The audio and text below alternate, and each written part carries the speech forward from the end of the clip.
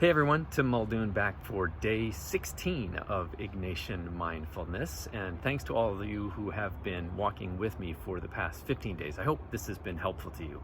I want to focus on a theme today which is very much at the cornerstone, really, of Ignatius's spiritual exercises, namely the theme of desire.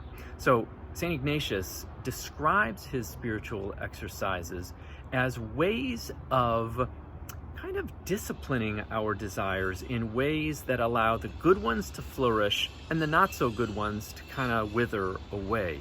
And that's, I think, maybe helpful for us under these circumstances. Well, here's why.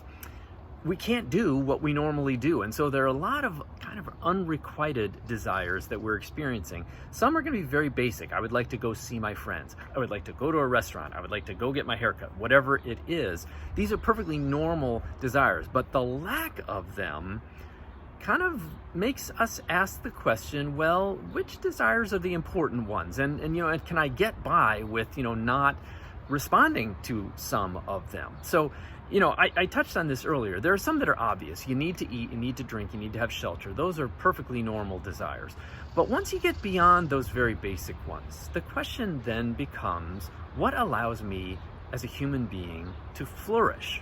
So one thing I'll observe that across religious traditions, heck, even more philosophical traditions, there has been the development of the practice of, we'll call it in its Greek word, ascesis, and think of it as the discipline of desire. In many traditions it has to do with fasting. In other traditions it has to do with maybe taking on a particular work of charity, of mercy to others, whatever it is.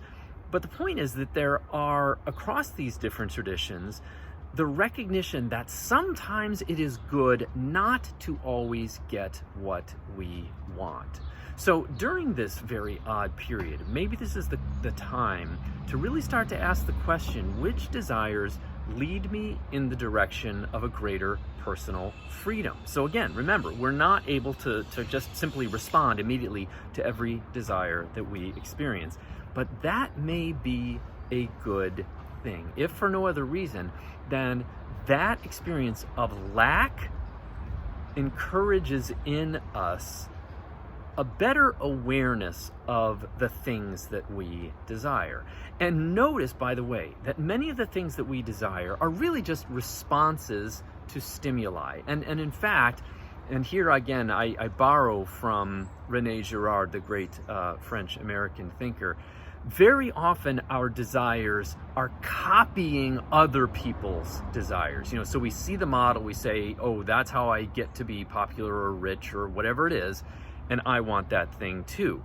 And interrupting that pattern can be very, very helpful for all of us, because it forces us to go in and ask the more basic question, what is unique to me as an individual human being? What are the gifts that I can offer to the world? So during this period of lockdown, of having to fast from different activities and normal experiences, let's allow ourselves to go inward and allow ourselves to really try to answer the question, when do my desires lead me in the direction of goodness, of greater love, of greater generosity, and ultimately of greater freedom?